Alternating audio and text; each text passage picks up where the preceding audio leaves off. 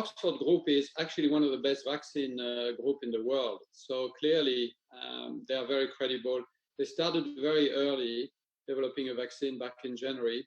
And they also have validated their technology in the past. They developed a SARS vaccine, a MERS vaccine, an Ebola vaccine. So they really have a validated technology and they're very, very good. So our role will be to help them continue the development, get approval for this vaccine around the world in many countries, manufacture it, and then distribute it.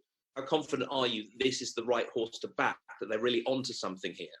The reason to believe is, number one, it's a very good group, as I said. Number two, the technology has been validated with other vaccines. And number three, they have already tested the vaccine in 6 monkeys. You would say it's a small number, it's animal data, but they have vaccinated 6 monkeys in the United States in a lab and exposed those animals to the high dose of virus, and they didn't get sick.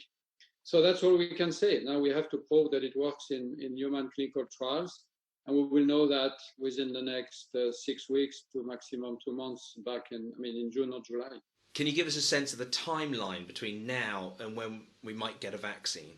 The first milestone will be June, July, when we will have a first idea of the efficacy and the safety of the vaccine. We'll have to continue enrolling patients in the clinical trial program. By Q4, we should have the final submission for authorities to give approval to an emergency use.